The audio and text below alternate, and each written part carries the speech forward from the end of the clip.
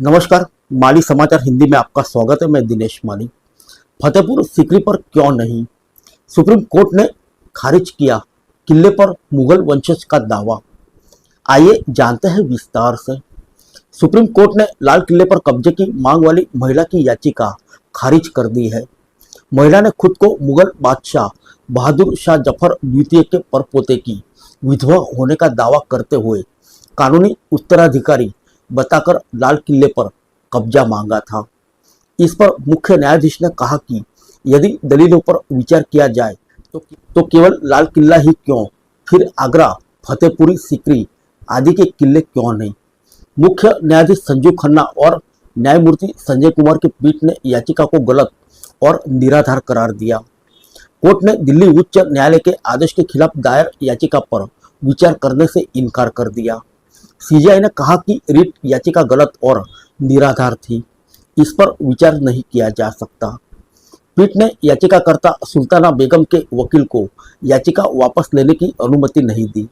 याचिकाकर्ता के वकील ने कहा कि वह देश के पहले स्वतंत्र सेनानी परिवार की सदस्य है। दिल्ली उच्च न्यायालय की एक खंडपीठ ने 13 दिसंबर 2024 को उच्च न्यायालय के एकल न्यायाधीश के दिसंबर 2021 के फैसले के खिलाफ बेगम की अपील को खारिज कर दिया था। इसमें कहा गया था कि चुनौती 2.5 साल की देरी के बाद दायर की गई है, इसे माफ नहीं किया जा सकता। इस पर बेगम ने कहा कि वह अपने खराब स्वास्थ्य और बेटी के निधन के कारण अपील दायर नहीं कर सकी।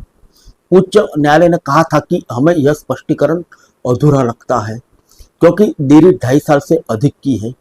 याचिका को भी कई दशकों की अत्यधिक देरी के कारण खारिज कर दिया गया था।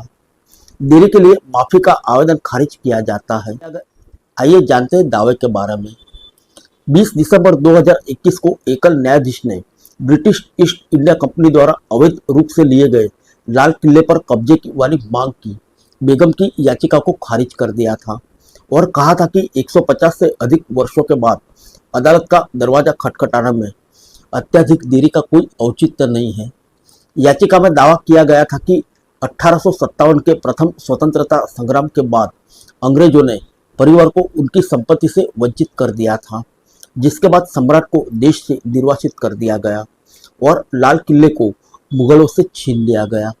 इसमें दावा किया गया कि बेगम लाल किले की मालिक थी क्योंकि उन्हें यह किला अपने पूर्वज बहादुर शाह जफर द्वितीय से विरासत में मिला था, जिनकी मृत्यु 11 नवंबर 1862 को 82 वर्ष की आयु में हो गई थी और अब भारत सरकार इन संपत्तियों पर अवैध कब्जा कर रही है। याचिका में केंद्र को लाल किला याचिकाकर्ता को सौंपने का पर्याप्त मुआवजा देने का निर्देश देने की मांग की गई।